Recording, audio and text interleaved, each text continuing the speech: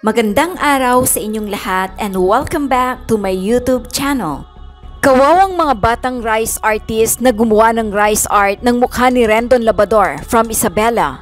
Pinaasa at ginamit lang daw umano ni Rendon Labrador pero hindi naman tumupad sa usapan. Pinapunta pa daw ang mga ito sa Maynila from Isabela pero wala daw silang napala. Ito ay ayon sa pahayag ng kilalang vlogger at social media influencer na si Models of Manila TV. Ayon sa pahayag ni Models of Manila TV, sunod-sunod daw ang kamalasan na nangyayari kay Rendon Labrador. Mukha naman daw mabait na tao si Rendon Labrador, pero kailangan daw niyang managot sa mga lahat ng toxicity na pinapakalat niya sa social media. Kailangan daw po niyang maging responsible at accountable sa mga sinasabi at pinopost niya sa online. Narito ang buong pahayag ng mga batang gumawa ng artwork ng mukha ni Rendon Labrador sa kanilang Facebook post. Breaking our silence on our Rendon Labrador rice art. As artists, it should be our right to be compensated and well appreciated. Artworks are not just symbolisms, but are products of hard work and countless hours of pure dedication. A few months ago, we created an artwork for Sir Rendon Labrador for counter-challenge him with his viral 100 peso motivational rice. It unexpectedly went viral, and his team reached out to us wanting to meet up on April 29, 2023. Prior to the arranged meetup, Sir Roy, his business partner, informed us that they were planning to auction the artwork until it reaches 1 million because they believe it should be worth that. With the help of our local government unit, we were able to go to the exhibit and were surprised by the number of guests from different places. He even invited some local artists and a national artist nominee in the name of Joe the Twin to grace the event. This gave me a sense of security that their promises were indeed true. Right after, Sir Rendon made an announcement that the bidding would take place on May 24 of this year, a month after the event. Of course, I was a bit saddened because we'd have to wait a little bit longer, but we did understand. A few weeks before May 24, I was again informed that it would be moved again to June 22nd. On June 20th, we received an update from their team. When I tried to contact them, saying we were preparing to travel, they informed us that there wasn't any planned event for the 22nd and that we should hold off on the travel. I was surprised as we had to move it several times and we live in a very far province so that the travel arrangement is not cheap. We never asked for any of their failed promises. What we did was simply challenge him, as though which he accepted. It was their team who asked us to travel all day from Isabela to meet them. It was them who promised to put our artwork up for auction. We even had to sacrifice a few days of our time and spend our personal money to be able to go to them. They even involved our LGU by requesting a post from my hometown. At the end of the day, we were only utilized for content and were given false promises. I made every effort to reach out to you so that it wouldn't happen this way, but you didn't respond to us. Until now, we haven't heard from you. Is this the real Rendon Labrador? Someone who prides himself as a motivational speaker? Lambasting his fellow celebrities, influencers, while exploiting small-time artists from remote areas? Now, this is your challenge. Do what you promise. Don't let our effort go in vain. Hashtag GTeam. Hashtag RiceArtNation. Yo, Labrador! Kung hindi kayang bayaran ng 100k or walang kukuha ng 1 million, sana ibalik mo na lang yung artwork ng mga batang artist ng Isabela. Pakita mo yung totoong suporta sa mga local artist, hindi yung pakitang aso lang. Kawawa yung mga batang artist ng Rice Art Nation. Good morning mga tol, ma'am or sir. Hingi lang ako ng tulong para sa mga batang artist ng Isabela. Baka pwede mention natin si Idol Raffy Tulfo in action sa video na ito para mabigyan ng hustisya ang mga pagod at napuyat ng mga batang artist ng Rice Art Nation. Tulungan natin sila. Maraming salamat po. Narito ang kanilang buong pahayag. Yo, what's up mga tol? Kamusta kayo? Kamusta kayo? Nandito kami ngayon sa Tarlac City. Actually, kakatapos lang ng opening ng art exhibit ng camp. Isa kami sa mga guest artist. Ito si Brother Giovanni. At syempre, ako, naging guest artist tayo. Thank you so much sa camp. And kung nakikita nyo yung kwarto na to, nandiyan ang mga kasama nating camp artist. Nagse-celebrate kami dyan ng konting celebration para sa successful show ng camp or exhibit. Nakausap ko lang si Brother Giovanni, kanina ko pa siya nakakakwentuhan, pero ngayon lumabas siya actually dito sa labas ng kwarto na to, tapos lumabas din ako. Tapos nagkwentuhan kami kasi nga doon sa nag-trending yung video, actually hindi man yung picture na trending sa'yo. Patag ko naman si Rendon Labrador ba yun o? Labrador? Akala ko Labrador. Patag naman ako pa-share na rin to para makarating sa kanya yung message na to kasi as an artist, medyo nasaktan ako ng konti doon sa ginawa niya. Hindi ko alam kung anong balak niya sa mga artist na gumawa nun. Kung alam niyo yung nag-trending na video niya, yung pinapabidyo yung artwork, ito yung video na yun. Maging daan din sa ibang artist para support tayo ng kapatid artist. Sana pabuti natin 1 million mo, no? Next month? Or more. Bali yung video na yan mga tol, sila yung gumawa nun. Ito yung talaga yung main artist dyan, ang Rise Art Nation, si Bro Giovanni tsaka yung mga kasamaan niya. So ginawa nila yon. Ano kasing kwento nun tol? Ginawa niyo yon kasi hinamon namin siya. Hinamon. Diba nag-viral yung yung motivational rice nga na 100 pesos. So sabi niya taasan daw yung standard ng Pinoy hanggang makuha yung 100 pesos na rice niya. Kaya ang ginawa namin, ilang mga rice artists, yun na yung chance. Kaya hinamon din namin siya, gumawa kami ng isang rice art na mukha niya mismo yun nandun. Bali 50,000 lang dapat yung pinaka-price nun.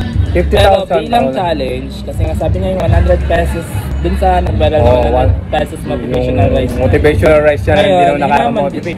Hinamon din namin siya na bilhin yung rice art namin 2 times yung presyo. Kaya 100,000. Bali, ang lumalabas 100,000 yung inaalok sa kanya, yung 50,000 sa inyo. O sa inyo lahat yun? Lahat yun. Sa inyo kasi yung challenge namin. Okay. Tapos dumating yung point na gusto niyang ipabid kasi ang sabi niya dapat mas mataas pa daw doon. So sa amin, advantage yun, natuwa talaga kami. Napanood ko yung video na yun. Actually, yung video na yun, na-amaze ako sa artwork nyo. Pero hindi ako na-amaze sa subject nyo. Alam nyo yun, yung pagkagawa. Yung portrait, ang galing ng pagkagawa Pero yun, gaya nga nasabi mo, nagkakwentuhan kami kanina dito mga tol. Hindi ko lang, kasi nabanggit ni Bro Giovanni na kailangan meron boses na tumulong sa kanya. Kasi bago pa lang din kayo nag-art, di ba? Ako bago lang din akong artist. As an artist, hindi maganda yung nangyayari. Kasi wala na palang update about sa artwork na yon. Ang pangit doon mga tol, yung artwork, awak-awak nila.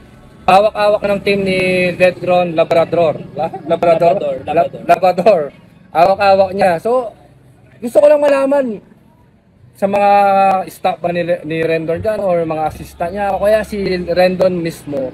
Anong plano natin sa artwork na yun, Tol? Anong plano natin? May mangyayari ba doon? Doon sa pinapabid mo na 1 million pesos na bid doon, may mangyayari ba? Mangyayari ba yun? May 1 million bang darating? Paki-reach out naman si Bro Giovanni kasi medyo worried siya doon, especially awak-awak niyo yung artwork. May kontrata kayo dito? Wala, kasi sabi niya, ipapadala niya through email. Email yung contract? Ng mga staff niya, yun yung sabi. Pero hindi po na ipadala hanggang ngayon. Ilang buwan na to? 2 months na. 2 months na! 2 months na! Rendon Labrador. 2 months, Labrador ba? Labrador, sorry. Hindi ako nagagalit sa'yo. Medyo nagtatampo lang ako ng konti kasi hindi ko alam kung ginawa nyo ng content yung mga artist na to sa Isabela. Ang layo ng binayahin nila para dumating na Manila. Para i-presenta yung artwork na yon. Challenge ka pala nila para doon sa... Tapos inaccept mo yung challenge, Tol. Inaccept mo. Pagpakalalaki tayo dito, Tol. yung mga artist na to, binigay nila yung oras nila, yung puso nila, utak para buuin yung artwork na yan. And nakakatuwa para sa'yo kasi yung naging subject nila or yung naging object nila, yung mukha mo dito sa portrait na to. Ngayon, challenge ka nila na bilhin mo ng 100,000 yung artwork nila para dyan sa sinasabi mong motivational rise, di ba? Yun ang challenge nyo. Ngayon, ikaw, actually hindi mo sila challenge eh. Challenge mo yung sarili mo na ibenta to o kaya ipabid to, ipa-auction tong artwork na to ng 1 million pesos. Ang mangyayari, 50-50, di ba? Kung mabubenta mo ng 100 million, 1 million ng artwork na yan, yung 500,000 mapupunta sa inyo. Tapos yung 500,000 mapupunta sa farmer. Tama? Na mapipili din namin. Tayo din yung selected din yan para sa inyo. Ang gusto malaman ni Bro Giovanni, anong mangyayari? Meron na bang update doon? Mangyayari ba na mabibenta mo siyang 1 million or mabibid mo siyang 1 million? Kasi kung hindi kaya, wag na natin pilitin. Hindi ko alam kung naging content mo lang yan. Kasi dumami din yung views niyan. And especially sila, nakilala din sila as a rice artist, tama? Kung hindi mo mabibenta yan, tol, mas better na ibigay mo na lang yung nila, yung challenge nila. Di ba? 100,000 lang, tol, para dyan sa artwork na yan. 100,000 lang. Mas better na ibigay mo na lang yung iniingin nilang challenge sa'yo. Baka hindi natin mabenta ng 1 million dyan, tol, ha? Ako, hindi ko sinasabing, yung artwork napakagaling. Talagang makamasa. Sabi ko nga, gintong binhi yan. Gintong object yung ginamit nila dyan. Yan nga yung bigas. Yan ang sinasabi mong motivational rice, di ba? Napakamahal ng rice mo, sabi ng mga ibang tao. Pero para sa'yo, mababa yan. Hindi ko alam kung motivational rice ba yung tawag dyan o business rice. Kasi para sa akin, business lang yung nangyayari eh. Business to, is all about money, tol. Alam mo yan. Alam mo yan sa sarili mo, is all about money. Ngayon, yung artwork, awak mo, tol. Okay sana, hindi magko-complain to eh. Wala siyang makausap. Actually, meron siyang mga nakakausap, pero wala pang naglakas na loob na umarap, di ba? Sa akin lang, tol, mas magandang ibigay mo na lang yung challenge nila, yung presyo nila, 100,000. Awak-awak mo na yung artwork na yan, tol eh. Awak-awak mo na. Especially, tol, wala kayong kontrata. Wala silang laban sa'yo, wala silang laban. Pero ang magiging laban lang nila sa'yo, tol, meron silang awak na video sa'yo, syempre, yung video yung in-upload mo. Pero wala yata kayong may footage dyan. Meron din footage nung gabi na yon. Tapos mga records. Mga records din. Yun lang yung pinangahawakan nila. Walang kontrata, tol eh. Dapat merong kontrata sanang dumating. Nakarating sa kanila. Ngayon, gusto ko sanang mag-message. Mag-message kayo sa kanila. Especially kay Bro Giovanni. I-update mo sila. I-update mo sila kung ano ba yung mangyayari sa sa artwork. Kung possible ba na mabibenta natin ng 1 million yan? O kung hindi na natin mabibenta yan, ibigay mo na lang sa kanila yung hinihingi nilang 100,000 sa'yo. Sa'yo na yung artwork na yan. At least kumita ka na ng 100,000 dyan, tol eh. Di ba? Di ko alam kung kumita ka na ng 100,000, 200,000 or magkano dyan sa video na yan. Kaya ginawa mong video para lang ipakita yan or ipakita sa masa, di ba? Ganun lang bro, ganun lang. Magpakalalaki tayo, tol. Magpakalalaki tayo. Actually, kakatapos na ng art exhibit namin dito. Dito kami sa Tarlac, imagine. Taga Isabela pa sila, dumayo sila dito sa Tarlac. Ako, Kapampangan ako, sa Pampanga ako. And first time ko siyang na-meet. Nung sinabi nilang doon sa museum na sila yung gumawa nun, naalaman ko kasi nakita ko yung video mo na yan. Nagdasal ako nung napanood ko yung video mo na yan, tol, na sana may bumili. Para sana yung plano nila na 500,000 sa kanila, 500,000 sa farmer, magawa nila. At least nakatulong ka, di ba? Nakatulong din sila, di ba? Pero ang nangyayari, 2 buwan na yata, tol, walang reach out. Hindi nila alam kung ano yung totoo, kung anong plano mo. Kaya sana i-update mo sila. Kung hindi man ikaw, sana yung mga staff mo, secretary mo, mas maganda, bayaran mo na lang. Bibigyan ka na lang nila COA. Ano masasabi mo, tol?